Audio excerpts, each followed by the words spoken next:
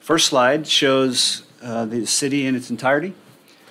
Kind of hard to see with the lights on. I don't know if they can be adjusted or not. Dim half of it. But you'll see the what in my opinion is a little bit deceptive about this slide is that the big hot spots to the eastern part of the city look like they're the worst because they have the biggest hot spots, but they're really not the worst. Those hot spots are larger because you have to capture a larger area in order to get enough concentration of collisions for it to be a hot spot. So you'll see Highway 9, which is a problem area for us, but you'll see hot spots that are 2.5 miles long in order to get 100 collisions in the course of the year. Does that make sense? Mm-hmm. Yeah. So it's not as bad as far as numbers of collisions as say 24th and Main, where you have a large concentration of collisions, but a smaller dot on the map. Right, Does like that a make density. sense? Yeah. Mm-hmm. This divides the city so that you're just looking at the urban area. The urban area, and so it shows you that the worst collision hotspots that we have are Main Street on the 24th Avenue West, 12th Avenue East, and the downtown areas. If you look up to the north just a little bit on Robinson Street, you'll see, and there's been a lot of construction there that's made it better, but you'll see that from Crossroads over to 24th Avenue West, we had lots of collisions. Anybody who's lived here very long knows that that's been a problem area for us. But the re-engineering they've done has made it quite a bit better. But historically, it's a spot to be concerned with. And what factors would you say for why Main and 24th, or why downtown has a lot of collisions, or 12th and I Alameda? would say downtown is going to have lots of people pulling in, backing out. There are lots of cross streets that are close together. Just the high traffic volume. People trying to pull into a parking space in the middle lane instead of in one of the outside lanes. There's just a lot of things like that happen that result in lots of crashes. Anytime you have an intersection, and there's lots of them down there, we have more crashes. And Councilmember Grant. Yeah. So we're talking car crashes. Does this also maybe include like pedestrians or cyclists Yes. getting hit? Yes. Okay. Anything that involves a vehicle hitting something or somebody, it doesn't have to be two cars. It could be a bicyclist, a pedestrian. Do we see a lot of pedestrian accidents in downtown versus other areas of the city?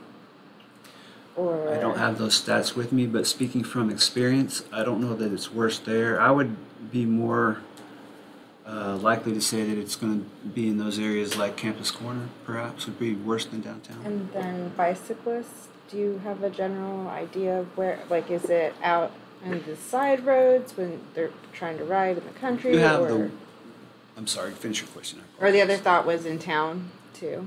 But Yeah, the more serious accidents are in the bike paths out east. And again, this is from experience. I haven't pulled those stats. But the higher volume are going to be around campus and around downtown where you have bicyclists going across crosswalks and things like that. They'll get knocked off their bike, but not usually seriously injured. Yeah. Thank you. That makes sense? Okay. And the contrast between orange and red is more intensity, Yes, right? and like the key says in the corner, the dark red, brownish color is the highest. And there will be a slide with actual numbers in a couple of Okay, and minutes. at one time, maybe it still is, but 24th and Main was the busiest intersection, traffic per day. I don't know if it still is, or I think you could argue that it's still if you have is. that on hand, but Robinson and 24th probably. okay. I know it's multiple lanes wide and on all four corners there, so. I know with So that is the busiest intersection in the city as far as number of cars per day, and it looks like it's the highest accident prone as well. So I don't know what improvements we might be able to think about that could be done there. It's already divided too, and at two of the legs. So okay, I think it's real interesting. I think the part of Highway 9 that seems to be signalized and has more congestion on it seems to have a lower rate of collisions on it, perhaps. certainly serious collisions as well. Yeah, okay. The other area I didn't mention, to the northern part of the city, with all of the construction, I think, that's going on Northwest 24th, you'll see the flood and Tecumseh area. We've got a lot of crashes there. It's a hotspot map that talks about or shows you out east, and it kind of gives you some of the numbers. And you see the total count up in the top left corner, where it's 705 collisions over from 2019 to 2024. And like I said before, in order to get 100 collisions it's the hot spot in the bottom left on Highway 9, you had to stretch that out. It looks like almost 4 miles to get the volume of collisions. It's the seriousness of collisions that are a real problem on Highway 9. Yeah, that's kind of want to partly drill into is there may be fewer overall based on traffic volume, but how much more severe the are the severity ones that happen? result? Yeah, and Highway 9 and Alameda, I think, are two of the big. Because I feel like anytime I hear about a fatality collision in Norman on the news, it's always Highway 9. I know they happen in other places in the city, but that's seems to happen more often for sure. Another version of the same hotspot map, just different years. They go back to 2016 instead of 2019, and you see that it holds true that these same spots have been the problem areas for us, what this demonstrates. Here you have the hotspots with numbers for the city, the urban part of Norman. You see the downtown area being the highest with 511 in that period from 2019 to 2024. I talked about the area that's been kind of fixed there on Robinson at the interstate. Those numbers, I expect to see them go down in the next few years as far as being, you know, when we redo this in the future, they won't be as high. And so the downtown ones, again, are probably low speed or lower speed or not as many injury accidents. Lots of fender benders. More of them, Call but them, yeah. less harmful, I guess. We still have people that will have an airbag, give them airbag rash or cause a bloody nose or something. But as far as serious broken bones and internal injuries, you don't see nearly as many of those. Okay.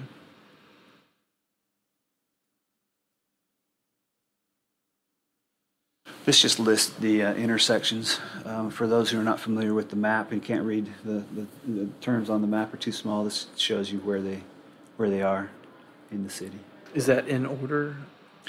Or just a list of the top ones? It's just a list. Okay. Yeah, it's not in order. If it were, the downtown streets would be on top. Yeah, and I used to get a lot of complaints about Ann Brandon Boulevard and Highway 77 before the ODOT did some improvements to control the turning movements. And I don't really hear those complaints anymore from that spot, but it used to be pretty bad. This, I do believe, is the last slide, and it's just overall numbers from year to year of collisions by month. I think as I look at it, what stands out to me is in the summer months when there are not as many young people in Norman, numbers go down a little bit. I think it just stands to reason. I know I have kids, and when I had to pay for their insurance when they're young, because they're more likely to crash, it costs more money to insure young people. They just drive a little bit more aggressively, I guess. Okay. So I think when school's out, our collisions go down. Not to mention the fact there's just not as many people in town.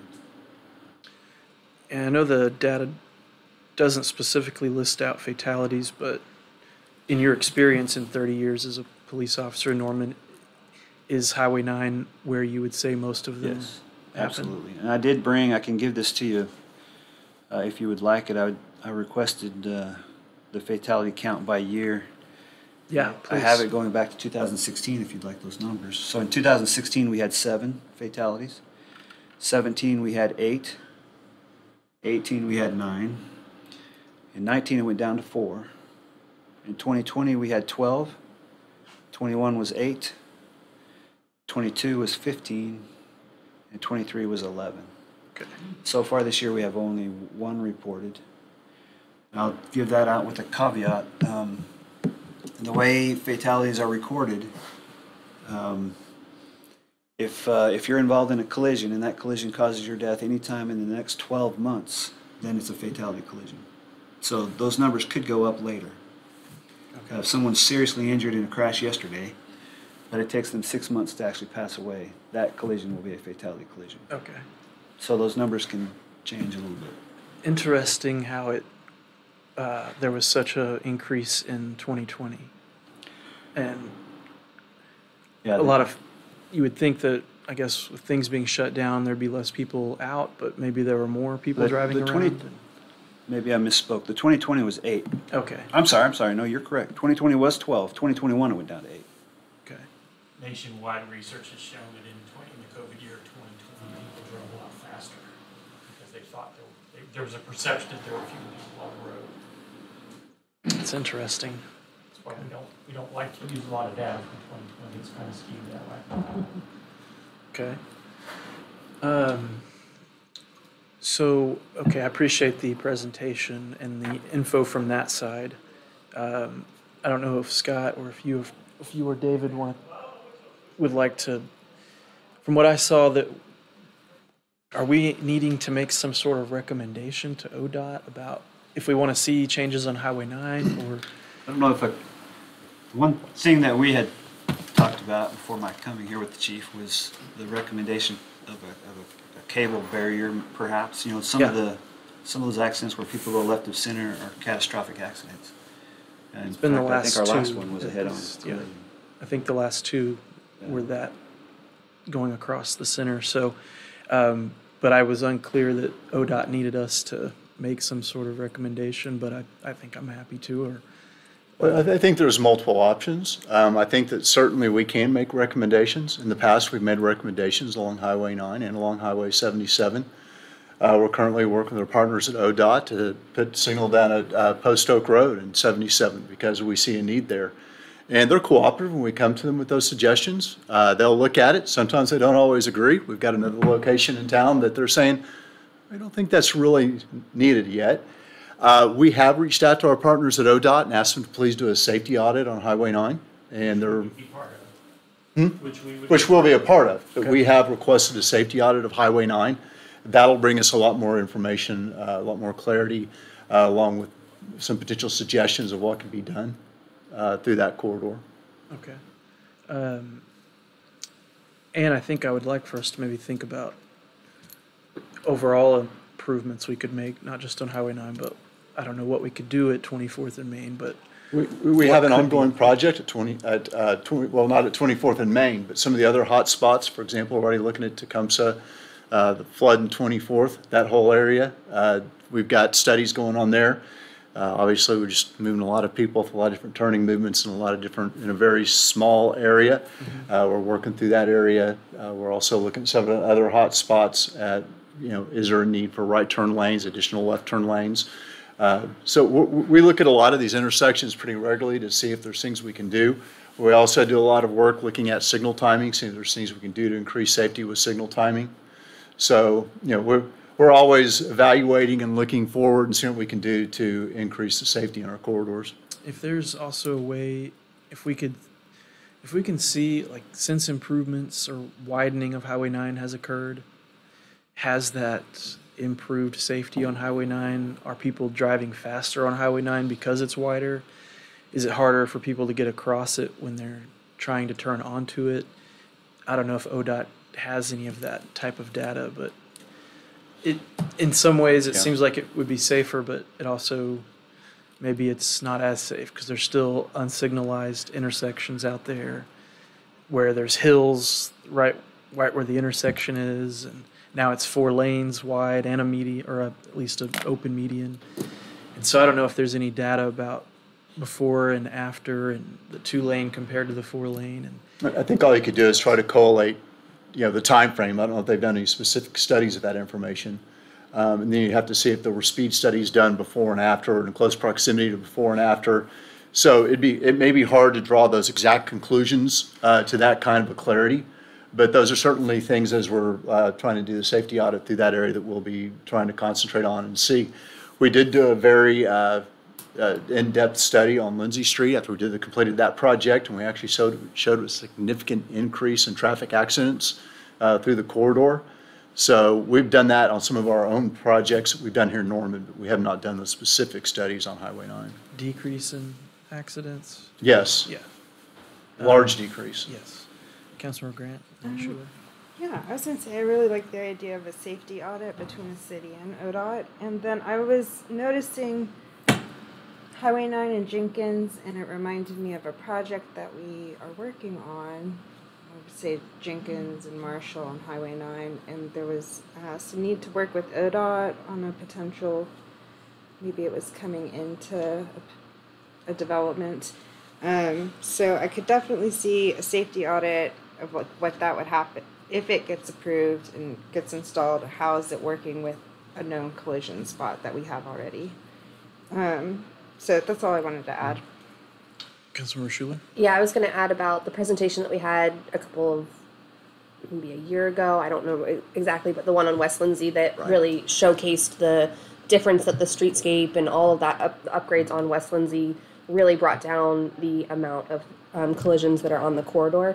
So I'm really interested maybe as we think about, I guess, the downtown area, we have Gray Street, two-way coming, so like I think it'd be interesting to see how do those improvements change collisions through that, and then potentially with, you know, a two-way main, so like having some of that front end data so that we can compare, I think would be really good, like we did with West Lindsay, because I think that was really valuable information, and it also showed like, yes, there are challenges still maybe on West Lindsay, and people like hate the, you know, the way that you have to do the little U-turns and all that kind of stuff, but that it really has made the corridor safer, and I think, you know, being able to showcase that to the public is really important data. So just, yeah, appreciate that work. Yeah, I agree. There's more traffic, and there's more, at least when we did that, more than 50% reduction in collisions. So yeah, I think people may not like the median on West Lindsay Street, but it was the highest collision, like if it was on that map still, it was the highest number of collisions in a mile section. It had the of highest city. crash rate in the metro area. Metro area, yeah. And so reducing those by over 50% by installing that median, you know, it shows that it has worked. And I think the other thing to note too is that in the downtown area, there's a lot of fender benders, but because traffic is generally moving slower and there's obstacles and lanes are narrower and things like that, that those aren't typically resulting in fatality collisions. So keep that in mind when we, you know, bigger, wider streets and wider lanes and higher speeds aren't, you know, necessarily safer, even though they're more convenient for drivers and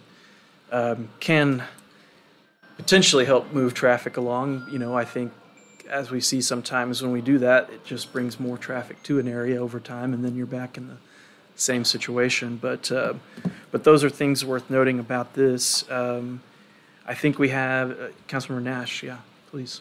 Have you observed any kind of like common theme amongst the fatalities along Highway 9? Say distracted driving or speed being a factor, or turning left, or head on going left to center? Left of center is a common problem. Following too closely is a common problem. When we investigate something, there's kind of a catch-all ordinance, I guess, called failure to devote full time and attention. Basically, you're not paying attention, whether it's you're on your phone or whatever, messing with your radio, or your kids are acting out in the back seat, whatever. Things like, you know, of that nature are the common causes. I would say speed, following too close, and failure to devote full time and attention. Okay, how Those things result in people going left of center and failing to yield at stop signs and intersections and things like that. How effective is like setting up a speed trap, say, long term to calm the traffic through the area? Speed trap's a naughty word. As far as enforcement goes, usually there is in my experience, it works for a while, and when you stop spending time there, your effort kind of dwindles. The lasting effect of that effort dwindles. So we try to be out there periodically enforcing traffic. I know I still Answer your drive question. 500 going through Hall Park. Yeah. But, Yeah. all right. Yeah. We do, I can tell you, if you're interested, we currently encourage our officers to make traffic stops. We don't have a quota. We ask officers to have 1.5, on my shift, I'll speak for my division, 1.5 traffic contacts per day, but those contacts can be either warnings or citations, and the determining factor is the severity of the violation. If it's a serious violation, hazardous violation, it should get a citation. If it's not, you should issue a warning. And so our officers work 4-day weeks, so that's typically 6 or so traffic contacts a week. We have some that go out and do more projects than others, and they would get significantly more than 6. Thus the Buckle Down Awards I told you about when we first got here. That's what we currently do as far as enforcement actions go, specifically to traffic. How realistic would it be to get the highway patrol to hang out on Highway 9 for a while? Honestly, I don't know. We work with the Highway Patrol. We work well with them. I don't know how much time they would spend. I hate to commit for them exactly how much time they would spend on Highway 9 for us, but I can certainly check with them and follow up if you'd like me to. Yeah, be great. I'll do that. Thank you. Councilor McGrath? I was curious, how effective are they, like speed wagons? Is that what that's called? The ones with the blinking lights that are like go 30. How effective are those? I know some of them are permanent, but where they're deployed, do we see like a general reduction?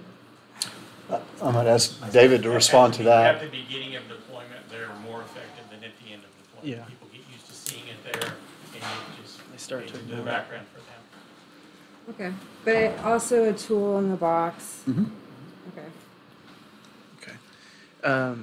I know we don't normally take any public comment in this meeting, but we did have a few people who have been impacted by Highway 9 recently that came, and I offered them an opportunity to speak about it and give us further, influence to whatever recommendation we need to send forward to make improvements. So if you'd like to say a few words, you're Is this a welcome good to. place right here? Yeah, would you introduce yourself for the Sure. record?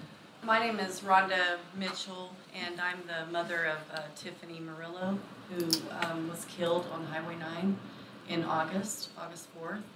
My daughter here with me, and I have her dad here with me as well, and a really good friend. I just want to say that my little girl was driving, she's 26, and she was driving home from the dentist with her little girl in the back seat. Buckled in, everybody was buckled in, just having a nice day, and she was going home. She had just rescued a little chihuahua and was nursing it with a bottle, so she had to get home before she went to go have dinner or lunch with someone. And as she was driving down Highway 9, a man coming from the other direction had a medical event, and where they were driving was, it goes from like multiple lanes to one lane, and they're both going downhill about 60, 65 miles per hour. And my daughter was doing nothing wrong, but the man cut into her, hit her, knocked her, turned the completely other way. Over to the side is like a drop off. Like if they would have been just a little bit further, my little granddaughter that was in the back seat would have been down in a ravine where there was water, and she could have died as well. So I just wanted to share that with you as far as getting the highway patrol involved. That wouldn't have solved I know that maybe doesn't happen very often where people are killed like that, but I can see where not having something in the middle, not having somewhere to go if someone's coming straight head on towards you, that's not going to be solved by any police officer. I'm a teacher. If I stand in the hallway, the kids are going to act, just like they're supposed to, but the second I walk in, things are going to change. And I'd like to read what I wrote now, if you don't mind. My family and I would like to thank you for allowing us some time to be before you today. We're humbled by your kindness. My daughter Tiffany was a beautiful, funny, ornery 26-year-old woman. She loved singing, her 2 children, and spending time with our family. Losing her has been very painful. 2 days before her death, Tiffany and I got into an argument on the phone, like most moms and daughters do. She said something I did not like, so I hung up on her. She tried to call me back the next day, probably to apologize. But what she said was pretty bad, so I decided to let her stew on it one more day. I didn't take her call. And the next day I got a call telling me that my daughter was killed in the most tragic, gruesome, awful way imaginable. Not taking that call has been on my mind quite a bit.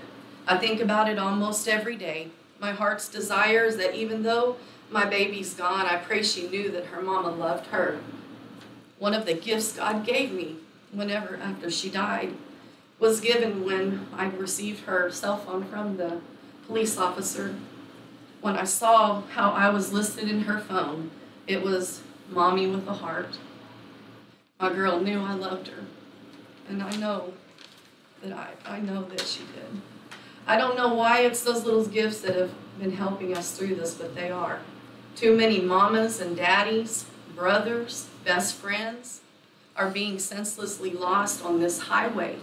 The number 2 most deadly highway in the nation of America is here with us. I'm hoping you're the group of people who are going to make things right. We're not anybody famous. You know, I'm a teacher, been a teacher in education in the state of Oklahoma for 21 years. My daughter's a teacher, my ex-husband's a plumber.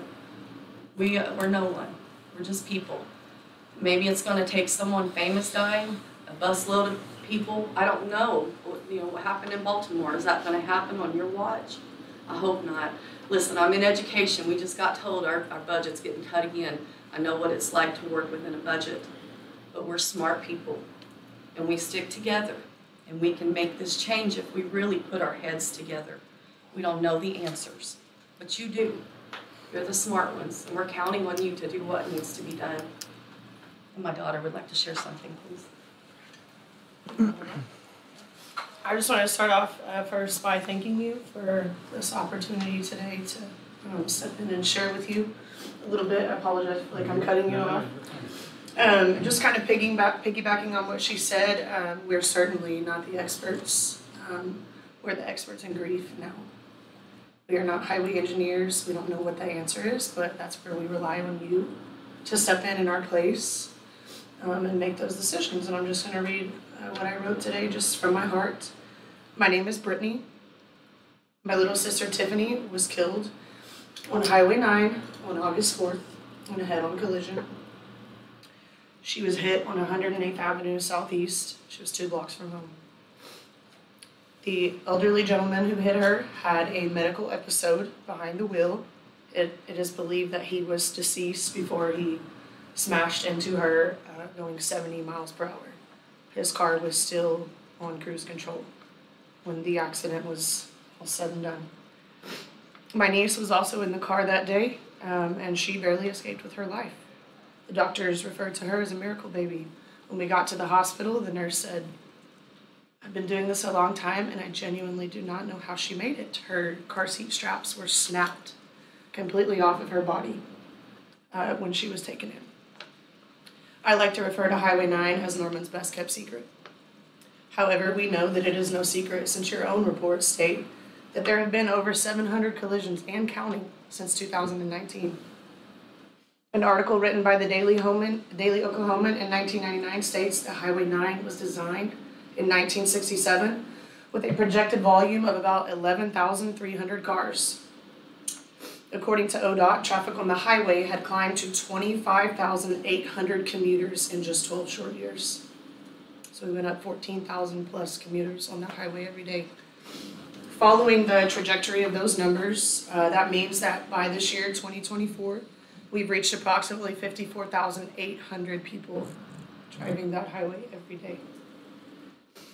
This greatly exceeds the number of cars that the road was originally designed to carry. These alarming numbers should command the attention of every elected official and transportation department member. Highway 9 is severely outdated and it's dangerous. My sister was 26 years old when she died on this highway. She was a college-aged young woman. Highway 9 is a very popular route for many of OU's students and their staff. OU is a very highly esteemed college where you can get an Ivy League education and still have that small hometown feel. But a lot of these parents do not know that their child may not even ever make it to this seemingly perfect school because they'll fall victim to Highway 9 first. As parents, which I am one, I have 4 children, we're quick to warn our children, pick the right friends, stay away from drugs, make smart choices, buckle up when you get behind the wheel of a car. But we do not think to warn our children of a dangerous highway that is claiming lives every few weeks and sometimes days. We put our faith in the highway engineering experts and you, the city of Norman. And we send our children out on these roads unaware of the fatal and sometimes permanent consequences that we will pay. My family has started a petition that has amassed 1,615 signatures in a little under 2 weeks. And it has been shared on social media 649 times, and the number just continues to rise every day. These numbers are increasing rapidly. The outpouring of stories from people locally and nationally has been overwhelming. I have to turn my phone off, I have to silence it and put it down sometimes. There are many people that we do not know, and some have asked that we do not share their names or their stories due to their positions. The effects of Highway 9 are felt everywhere. Only you have the power to rectify this monster of a highway so that it stops claiming the lives of our loved ones. What will you do if you get the call that it's your daughter or your sister or your mother? I'll never forget calling her that day. Hearing her scream is a sound that torments me every day, and it will for the rest of my life. We're not the experts. We don't know what the answer is, but we're calling on you, who are the experts, to do your jobs. We understand that there's a price to pay for fixing this road, but please listen to us when we say that we have lost something priceless. Our mission is to see this road fixed. I stand before you today in honor of my sister and the many other lives that have been lost, and I am boldly yet humbly asking for you to see how we feel that you're failing us. Please consider my words today. Thank you. Thank you. Okay, is there something you'd like to say as well? I don't know, I have not, all I can say is where they're talking about. Could you introduce yourself? Oh, I'm sorry, I'm Tawana Reuter, and I live in Noble, about 168th and Cemetery Road. We travel Highway 9 quite a bit from 120th on, and it's 65. It's 2-lane. That is the number one thing I think we need to attach. If you go 156 to Highway 9 and you go east, which is 4 lanes, it's 55. If you go west, it's 65, and it's 2-lane. And I think that's the number one thing that needs to be addressed besides the middle things there. But we travel it almost 3 or 4 times a week, and we know this accident, and we know other accidents, and I have a friend that lost a son there at 16. Mm-hmm. So I think it's just a lot there, right there. Yeah. We get on 120th, and I'm going to tell you that it's from that door to about here to get in that right lane and stop to turn. And if you don't slow down, you're over there. You're right there, and it's horrible. It's a horrible thing. And at night, I don't know if lights would help. What would help, you know? But at night, you can't see nothing out there. And I know there's people that live there, and they probably don't want lights. But you know what? You shouldn't move there. So it's dangerous to me. It's very dangerous. I appreciate that comment for sure. Thank you. Anything? Yeah. Please. My name's David Morello. My daughter was Tiffany.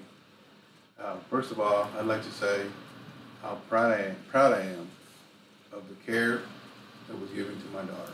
by the first responders, the police officer that assisted us with everything. So I'm very proud of that. I'm very grateful everybody was so kind and very gracious. So just from what I observed,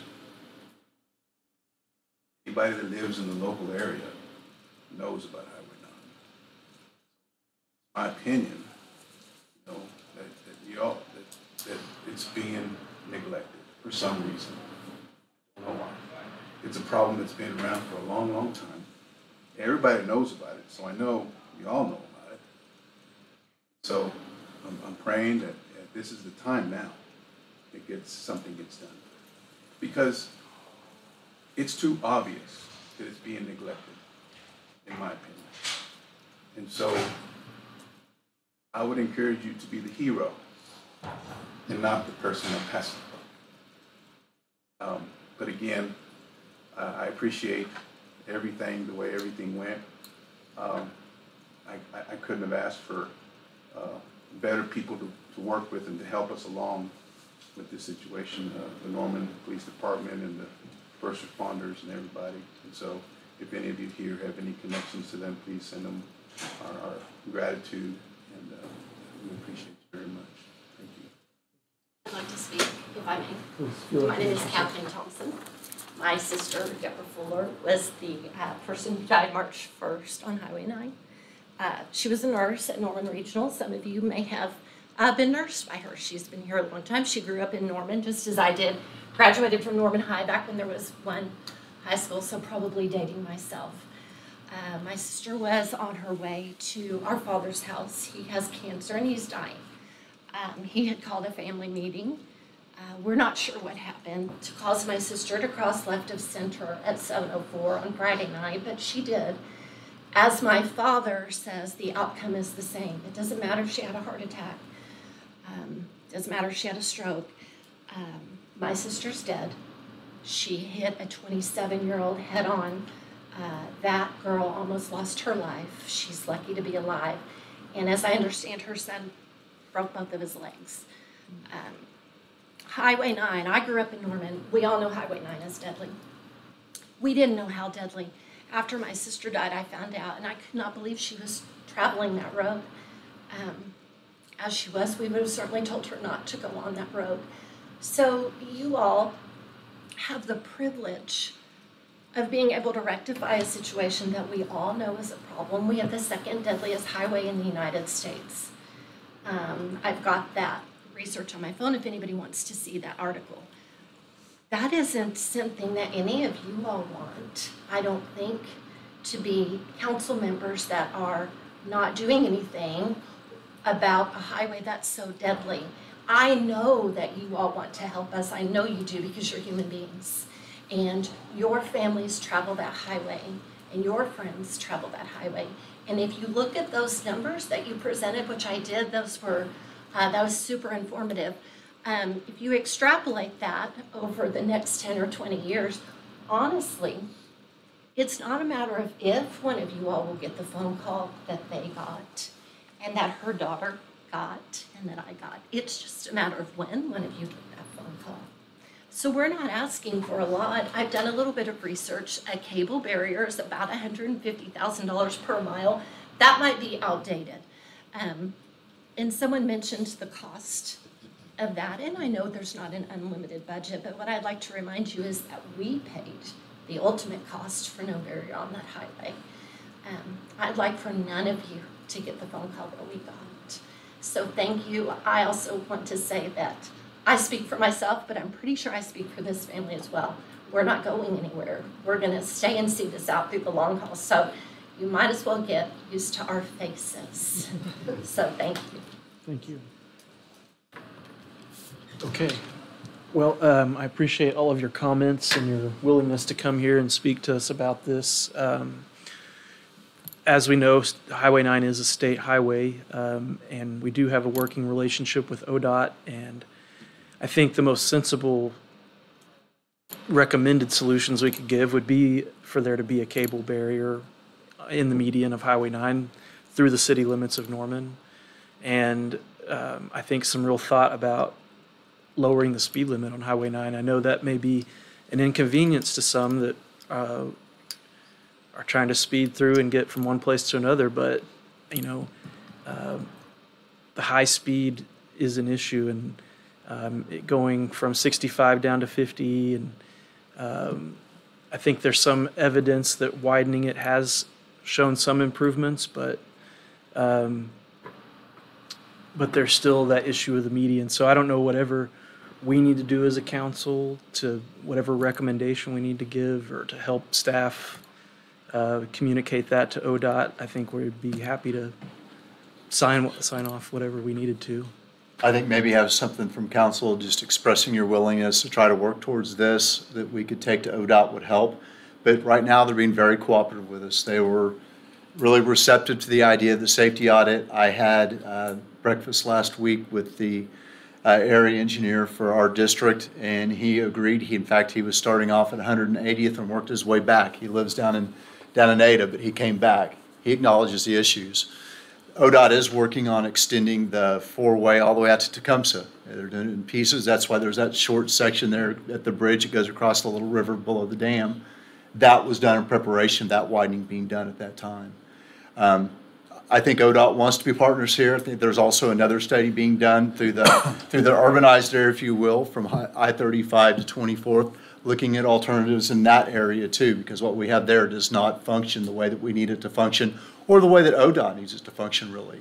So Highway 9 gets a lot of attention from the Department of Transportation.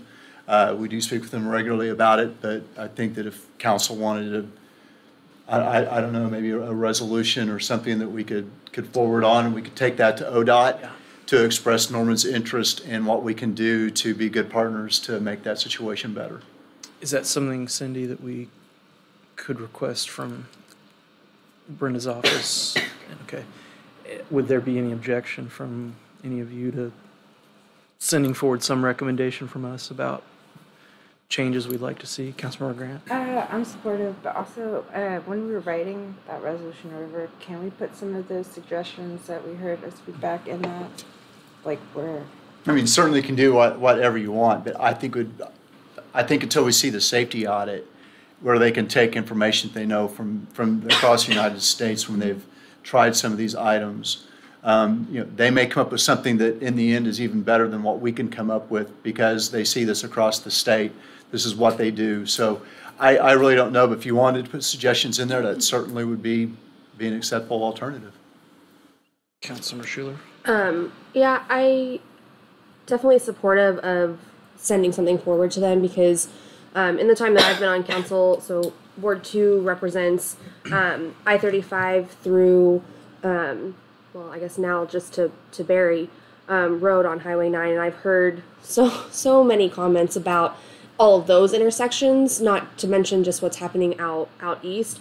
And I've worked with some residents on some of their various things around the noise control and what's happening at the Imhoff intersection, and I know you say that ODOT is being cooperative, but they don't always take recommendations based on the people that are living with the challenges and the inefficiencies. And I think it's really interesting, especially on like the south side of Highway 9 by 35. The north side has a noise barrier. The south side doesn't, but there's more people that live on the south side, and it is very loud. And ODOT wants no part of. They're like, it's fine, right? And so like to the points that were made here, I think that ODOT doesn't always listen, and if it's the number 2, worst highway in America, that they have been derelict in their duties to really address a lot of the issues. So I'd like to be a little bit stronger with them in our language when we approach them, because I don't know that they're really hearing us. And so I appreciate, yes, they will work with us, but in lots of ways I don't think they really know what we're dealing with, because they don't live here. They're not traveling that road every single day like we are. So I'd still like to see some of the recommendations, because our traffic engineers, like, you are professionals, like you can have recommendations. I understand, you want to get the data and safety, but like this is a lot of data too. So I appreciate the audit, but I'd like to be a little bit stronger in our language to the state. I totally support whatever council wants to send forward. Thanks. Yeah. And it really should be part of that audit. Whatever we send forward should Okay. be part of that. Yeah. Yeah, so I mean, I don't know if we have to spell out cable barrier, if there's some other method that they've come up with that's better than that, but I would agree with the comment that, you know, maybe it's not 150,000 a mile anymore with how prices change and stuff, but it's worth it, and you know, a project I support, the multimodal path, costs a lot more than that per mile, and we've supported that, and so, and the state does have a pretty large budget surplus, so I would hope that they could figure out a way to make this highway safer. But one way that doesn't cost any money really is the speed limit deal. I mean, I think that could have a huge impact right there.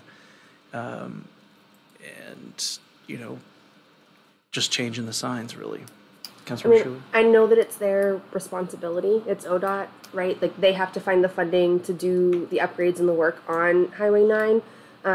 But I would also go as far as to say, like, we want to be a good partner, and if we can do something to put some skin in the game with some of that, or like our portion of what can really happen, like, I would be willing to, you know, think about what monies in our budget we could leverage to get some of that, better improvements and things like that. So, like, I know it's not our monetary responsibility to upgrade those things, but it is our responsibility to keep our residents safe. And if ODOT is not willing to, you know, move things faster, then in some ways we might have to take some of, they don't let us, they can't let us do things, right? Like, they are responsible and they have to give approval for those things. So we can't just go out there and like put a cable barrier up without their okay, right? But I would like to see like how we can negotiate getting some more movement on that with them. And if that takes us, you know, putting money in our budget to do those things, or to do a match or something, I'd be really willing to pursue those options. I think other things like that were mentioned about the deceleration lanes, or when people are trying to get on Highway 9, how much space do they actually have to accelerate and get up and get out of somebody's way potentially.